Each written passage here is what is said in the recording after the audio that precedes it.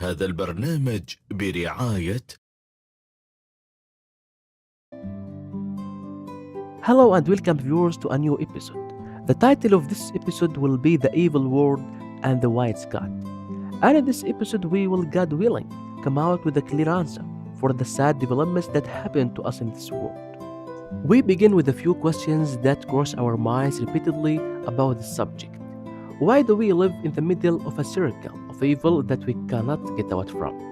Why can someone dear to me get infected with a malignant disease, such as cancer?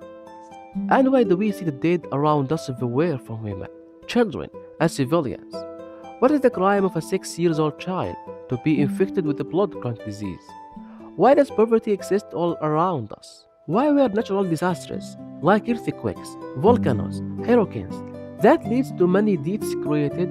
In addition, by living under these painful events, are we living under God's divine providence? In the event that these evil exist, did Allah create them? In addition, are they compatible with Allah's mercy? In the beginning, we will want to agree that Allah is the creator of this universe and us, and our creator is attributed with mercy, and the evil events that we say and are affected by are only superficially evil, and judging otherwise is either by error in the way of thought and analysis of these events, or by interpreting these events in a wrong way and not understanding the Muslim creed in a correct way, which makes us unsatisfied with this life. We should be impartial as not all evils have a relation with Allah's attribute. As there are two types of evils, evil made by humans doing that God can't be blamed for them, and evils that exist and the humans have no interference in them, and they serve Allah's wisdom. Therefore, when we see killing, terrorism, and inter-country displacement, for example, humans are responsible for them because they cause them for some desired benefit. Imagine a reckless man who went into a store, took the owner's money and paid him, and after he went out, the owner raised his hands towards the sky in pitiful way and said, "Why did you do this to me, God?" and began to blame Allah for what happened to him. Is what this man did right? Is this man fair in judgment? Yes, we agree that this man is oppressed, but it's the reckless man who oppressed him, not Allah. You can observe many such examples. We've become like this. Rather, Allah commanded us not to do any evil in this life, and for our relationships to be with peace and peaceful. Allah says in the Quran, يَا أَيُّهَا النَّاسُ إِنَّا خَلَقْنَاكُم مِّن ذَكَرٍ وَأُنثَى وَجَعَلْنَاكُمْ شُعُوبًا وَقَبَائِلَ لِتَعَارَفُوا. This verse encourages us that the reason for people to have this diversity is to know each other with love and peace between them, and Quranic verses and hadiths in this regard are many. As for evils that are not caused by humans, we attribute them that when Allah created the universe for us, He made laws for us that govern our life, and these laws are for all humans, whether they are Muslims or not, oppressors or not. These laws exist for all people, and this is from Allah's justice in this life. As there is a law that states there are diseases that spread by genetics, and that if the father and mother carry disease in gene, then the probability of offspring being infected is big.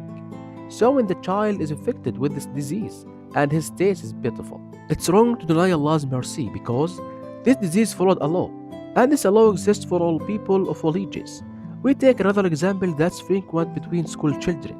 It may happen that disease a very sexual student that's not Muslim, while another student is not sexual and careless, and gets very low grades and he's a Muslim. And this Muslim complains of this and attributes this to Allah, while he says, "Why God have you made me such a bad student even though I am a Muslim and follow your religion?" And he begins to blame Allah. Here we say that this Muslim hasn't realized the laws that surrounds us. The first student makes preparations that made him successful, while the other didn't trouble himself with the burden of studying, and didn't make the preparations to make himself successful, even though he's Muslim, and a flower to Allah's religion. So these laws serve humans wherever they are. We now come to a type of evil that also humans have nothing to do with their making, like hurricanes, earthquakes, volcanoes, and diseases that cause many people to die. We want to look at them from another point of view.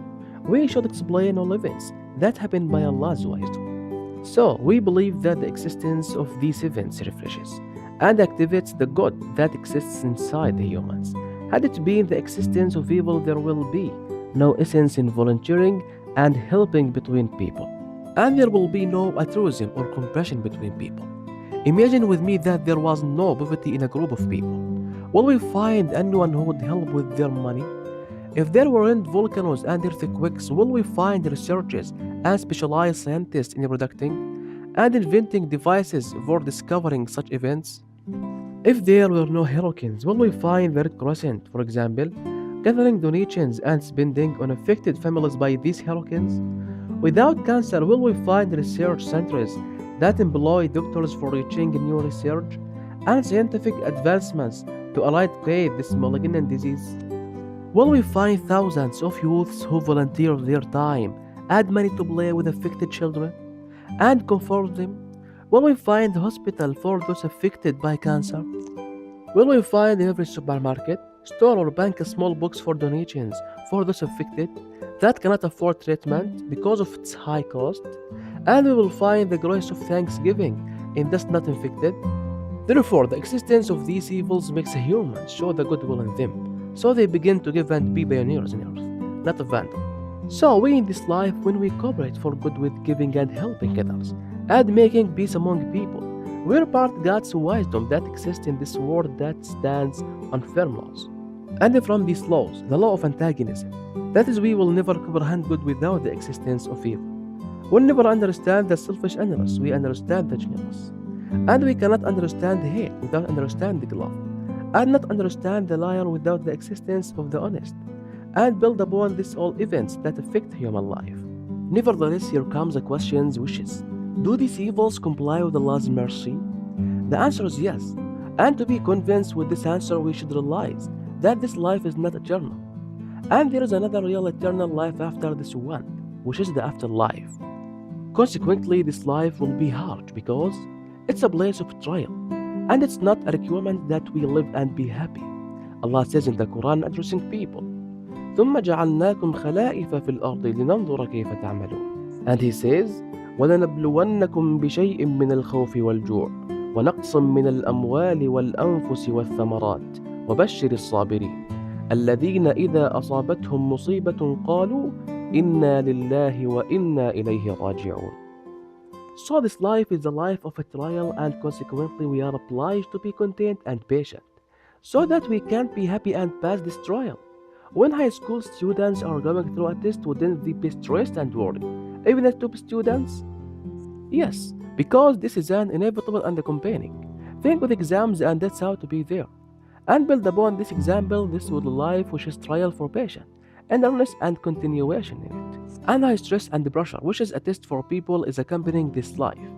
And the presence of pain for humans is logical, so the perfection of life is in its flaws.